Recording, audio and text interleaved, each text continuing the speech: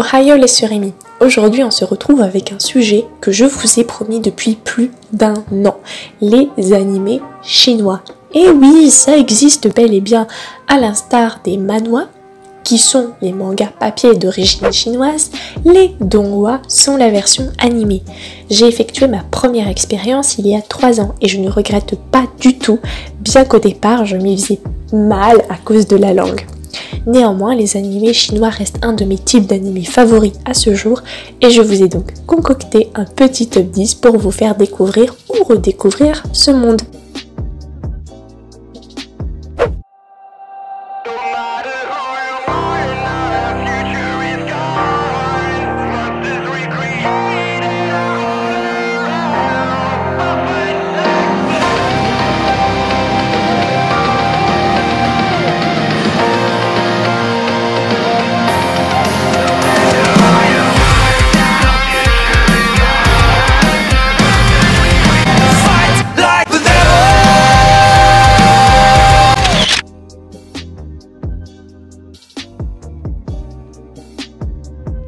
À la 10e place, Black and White Warriors, je ne sais pas du tout le dire en langue d'origine. Une histoire à propos de 2 jeunes démons qui sont toujours en train de se détendre au travail. C'est en vérité un endroit où il y a une organisation qui s'engage à maintenir l'équilibre monde des vivants, monde des morts, tout simplement en tuant des humains. J'ai pas vraiment grand chose à dire à cet animé que de base j'ai vu en VO sous-titré anglais et il était vachement court, je crois 12 épisodes de 11 minutes, quelque chose comme ça. À part le fait qu'il y a un design absolument magnifique, en tout cas pour moi et pour tous les fans de démons je suppose. Moi j'ai un petit peu un délire avec les oreilles des protagonistes et aussi on reconnaît assez bien la patte chinoise. Il a pour genre action, comédie et surnaturel. Par contre je pense que si vous avez moins de 12 ans, faudrait peut-être éviter de le voir. À la 9e place, Wan Jie Wang. Alors je sais absolument pas prononcer en chinois, même pas en japonais, mais le chinois c'est pire. Je crois que ça s'appelle en anglais A Demon Quest. En gros c'est adapté d'un manhwa qui raconte l'histoire de Shu qui vit sur le continent Eudémon où la plupart des gens ont des pouvoirs spirituels. Et vous l'aurez compris, My Hero Academia n'a absolument rien inventé. Une guerre a eu lieu il y a 10 ans entre le temple Tianwu et la secte Mowu. Un héros qui s'appelle Feng Tianqing a réussi à vaincre le roi dragon et a permis de faire régner la paix. Et on a notre petit protagoniste Sholing Xiao qui veut devenir le prochain héros de démon. Le problème c'est qu'il a aucun pouvoir spirituel, c'est un découp chinois quoi. La veille de l'examen de l'académie, il croise la route de Lan Luobing, qui est une espionne Mowu, donc de l'équipe adverse pendant cette fameuse guerre, qui doit infiltrer les rangs de Tianwu. Et à ce moment-là, il se retrouvait impliqué dans les conflits qui opposent les 2 factions et va développer peu à peu une mystérieuse puissance. J'ai adoré, bien que ce soit un animé jeunesse, tout simplement car le héros fait tout, il est bavard, il a un peu tête en l'air, il est courageux, inconscient plutôt, il a surtout énormément de chance. En fait, non, il est juste tout bonnement débile, mais il fait clairement le taf et on passe vraiment un très bon moment. À la 8e place, Yao Guai Mingdong. Feng Zi est gêné par une tentatrice rusée, un démon étrange, une fille possédant les pouvoirs de la déesse Bionjia.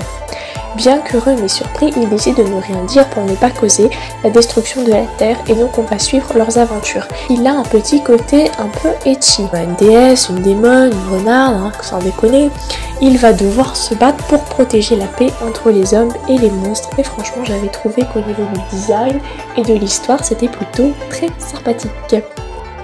Journal of the Mysterious Creatures. Yoshihito, un homme de 23 ans, n'a pas d'emploi, n'a pas de petite amie et pour joindre les 2 bouts, il décide de louer une des pièces de sa maison.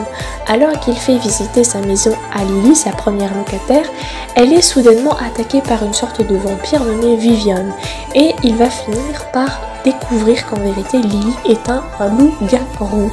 Alors que Yoshihito et Lily vont quand même commencer à vivre dans la maison, attends, il a besoin de blé donc le mec il va pas jeter sa colocataire, même s'il est nuit de pleine lune, elle peut risquer de le tuer quoi. Yoshihito est aussi à la recherche d'une organisation qui maintiendrait l'ordre des univers parallèles et d'étranges créatures. Bah oui, il pense quand même à prendre une assurance vie. Comme une mère ne vient jamais seule, d'étranges créatures deviennent successivement les locataires de sa maison et on a le droit à un bon petit harem bien cliché à la Monster Musume mais version chinoise. Kwanji Fashi, mon premier animé chinois qui s'est vu offrir une suite il y a peu. Mofan est issu d'une famille modeste, mais depuis qu'il a reçu un mystérieux collier qui a changé son univers, il fait de devenir magicien son objectif principal. Et là, s'il rate lamentablement et misérablement l'examen d'entrée de la plus prestigieuse école de la ville. Néanmoins, pour que son fils réalise son rêve, son père est prêt à tout et il va vendre sa maison. Le jeune garçon, touché par le sacrifice de son daron, s'investira totalement pour devenir le mage le plus puissant malgré le dédain évident que ses camarades lui vouent. Un peu à la Rising Shield Hero. En tout cas, cet animé a réussi à aligner connerie sur connerie et personnellement à l'époque c'était ce que je recherchais. J'étais dans mon mood cool mais on se prend pas la tête et des fois il y avait quand même des trucs tirés par les cheveux pour aucune raison valable. Si t'as pas d'argent dans ce monde là, on te déteste et donc tout le monde l'appelle déchet quoi. Ou alors tu rentres dans une grotte et le héros s'arrête pour observer la trace d'eau qui indique une baisse de ce fameux niveau d'eau. Et t'as 20 cm en moins qui manque. Là il te fait l'eau de la rivière a baissé récemment. Ça ne veut vouloir dire qu'une chose. Dire quoi? Que ce qu'il y a à l'intérieur de la caverne est venu ici pour boire un coup. Et quand on voit toute l'eau qui manque, et bah cette chose elle est pas petite. Ah bah bravo Sherlock. Là, tu touches à ma sensibilité. Tu touches à ma sensibilité. Tu n'es pas du tout qualifié. Sarcasme mis à part, saison 2 de To Be Hero que je n'ai pas regardé et que je ne regarderai pas. L'élève chinoise va devoir choisir son université et ce qu'elle aimerait surtout c'est quitter son chez elle. Et clairement elle va être servie sur un plateau d'argent. Elle se retrouve soudainement dans un monde incroyable. Apparaissant devant elle, un gamin qui ne porte qu'un caleçon en or lui dit qu'elle est l'héroïne qu'il a invoquée pour sauver ce monde. Avant même qu'elle puisse comprendre qu'elle avait complètement quitté son monde, qu'un gosse de même pas 1 an était en train de lui parler et de lui dire que c'était le Messie, elle est attaquée par un autre gosse en slip, décrit par le premier gamin là comme étant un assassin d'un groupe mafieux qui le poursuivait. Honnêtement, j'ai fait que pleurer de rire. Il affecte beaucoup les personnes à perdu cet animé, vraiment, vous comprendrez pourquoi en le regardant, ne posez pas de questions, vous verrez. En tout cas, je le recommande, c'était clairement pas un AV. Au départ, je vous l'accorde, ça a du mal à démarrer, mais la suite est tellement fraîche et c'était vraiment trop dommage qu'il n'y ait que 7 épisodes parce qu'il y avait vraiment un scénario qui se mettait en place et c'était vraiment bien plus qu'un shoujo de base. En plus, je vous dis pas qui est le bébé en slip, c'est vachement bien fait. Tangling Fei. Et non, vous ne rêvez pas, c'est bien l'animé de mon intro, connu aussi sous le nom de The Psychic Imperial Concubine ou Psychic Princess. Cet animé d'automne 2018 est un véritable coup de cœur. Comédie, histoire, romance, fantôme, surnaturel, mariage arrangé, amour sont au rendez-vous et franchement ça me plaît plus. Il est adapté également d'un manhwa et il raconte l'histoire de Young-ji Kyun, la fille aînée du premier ministre qui est née avec une habilité à voir les esprits et donc son entourage a pris peur, l'a rejetée et elle a dû être élevée très loin dans les collines. Sauf que quand elle a 16 ans, elle est forcée de prendre la place de sa sœur cadette qui va devoir se marier avec l'un des princes de la famille royale. Évidemment, la sœur qui est très belle mais aussi très capricieuse et très peste ne veut pas de ce mariage arrangé et donc qui on envoie? L'aînée, la pauvre, qui a été exclue de la famille. Des rumeurs racontent que son mari, Yu Ming-ye, est un étrange jeune homme froid et très cruel. Cependant, ce point ne semble pas l'inquiéter. Et que ce soit en termes de graphisme ou de doublage, j'ai absolument adoré. La fille a un de ses caractères, elle est assez entreprenante, elle est originale. Et franchement, les héroïnes d'Otome et de Harem Inversé devraient en prendre de la graine. D'ailleurs, si vous l'avez toujours pas vu, il y a déjà 2 vidéos sur le sujet disponibles. Tellement satisfaite et frustrée parce que à l'époque où il était sorti, on nous a laissé avec l'épisode 1 pendant tellement longtemps, après on n'avait eu plus rien, le calme plat, et après on nous a envoyé tous les épisodes d'un coup. Young-ji, elle est aussi délirante que dans le manhwa et ça faisait trop plaisir. Et sinon, l'opening m'a tué. Je pense que mes amis s'en souviennent encore, mais je les ai tellement saoulés avec cet opening, si bien qu'ils connaissaient la chanson par cœur sans parler chinois. Je ne pensais pas qu'ils étaient sérieux concernant la chanson quand ils avaient diffusé les PV, mais finalement si quoi. Rajouter à cela les danses des personnages, c'est totalement épique. 山坡那边红花夕阳满天开，来个东边漂亮小妹嫁来爱，哎呦，一儿呀嘿，马嘞马嘞嘞，这边老干妈。 Bon, l'ending quant à lui est assez calme et reposant, mais j'aime bien la dualité qu'il y a entre le générique de début et de fin. Et bordel de fesses, il y a de l'humour à revendre. Je l'avais suivi avec plaisir, je le conseille à 1000, non, à 2000%, et même je l'inscris sur la liste de ceux que je voudrais revoir avec plaisir. Miu Xingji, premier animé chinois que j'ai vu depuis que j'avais repris à en voir. J'avais même fait une réaction opening tellement il m'avait hypé de ouf. Un magicien, une femme médecin, un gangster, un prof d'archéo, une policière, un trafiquant de drogue, un homme d'affaires, un tel groupe de personnes va se retrouver prise au piège sur une île désolée à leur réveil. Et moi, ce que j'aime par-dessus tout, c'est justement les îles, les huis clos, le survival horror game, la violence modérée, etc. Ils sont entourés de tribus primitives, de virus mutants, d'innombrables situations de vie, de mort sur cette île mystérieuse dont ils ne savent rien puisqu'ils ne savent même pas comment ils sont arrivés là. Et qu'est-ce qu'ils vont devoir faire pour s'échapper? Il y a de ces histoires, de ces retournements. C'était vraiment une très belle série. J'avais vraiment été captivée par l'histoire, j'avais des frissons rien qu'avec les openings déjà. Plus les épisodes on les enchaînait, plus l'intrigue prenait tout son sens, tout était bien tissé, on pouvait recouper, on pouvait carrément refaire une enquête. Cependant, la fin nous laissait beaucoup de questions telles que par exemple, où sont passés Monsieur He et l'archéologue? Qui est la personne qui essaie de tuer le groupe? Comment les personnages sont arrivés sur l'île et pourquoi? Qui est en réalité Ningguang? Avec ces questions, vous pouvez croire que l'anime a rien brassé, mais détrompez-vous. En tout cas, moi j'espère une suite, surtout qu'en plus dans l'opening, il y a certains passages qu'on ne voyait pas dans l'anime, et je pense pour ma part qu'il y aura une saison 2, et j'espère, parce que ce serait vraiment dommage de terminer comme ça. En tout cas, les graphismes sont plutôt beaux, les personnages assez développés, ce qui est assez rare quand on a plusieurs personnages dans la série. Verdict, très bonne série, je la conseille à tous, hein. C'est un petit peu dans le genre de Bottom, pour ceux qui connaissent, mais ils s'entretuent pas, et enfin, je vais pas vous spoiler, mais vous verrez, grosso modo ils s'entretuent pas, et l'histoire est bien. C'est vrai qu'on attend la suite parce qu'il y a pas mal de suspense, hein. Et cette fin de 12e épisode, si tu voulais du cliffhanger, ah bah là tu l'as eu, hein. Bref, je l'aurais jamais répété assez, mais j'espère une suite.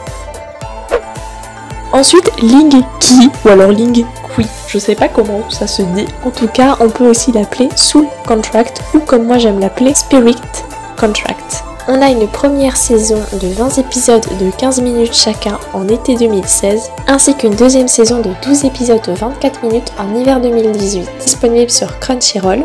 J'ai trop l'impression de faire une pub. On mêle action comédie, drame romance, shonenai surnaturel et magie. Yang Jinghua est un jeune homme très malchanceux qui tente de survivre tant bien que mal malgré sa situation plutôt précaire.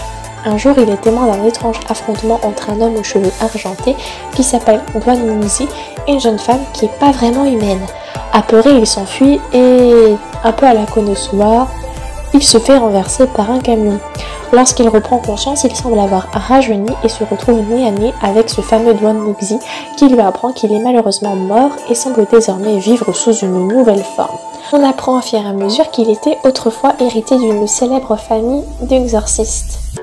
Et mon dieu, qu'est-ce que j'ai adoré Soul Contract, ils ont tellement assuré, les personnages sont beaux, l'histoire est absolument cool.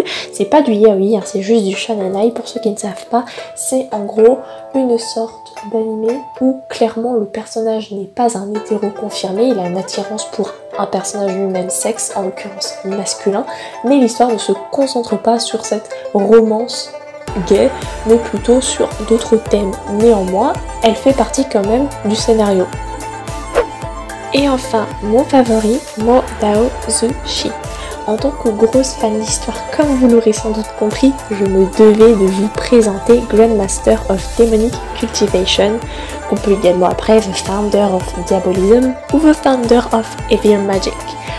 En 15 épisodes de 23 minutes, il y aura bel et bien une suite pour mon plus grand plaisir. On suit Wei Yu-Zhang, un grand maître fondateur de la secte démoniaque qui a erré de par le monde, haï par tous pour le chaos dont il était l'instigateur. Finalement, il a été poignardé dans le dos par justement son jeune disciple, ce qui est vraiment absolument atroce. Il se réincarne alors dans le corps d'un homme lunatique. Il suit à contre-cœur Lan Wangji, son ennemi juré.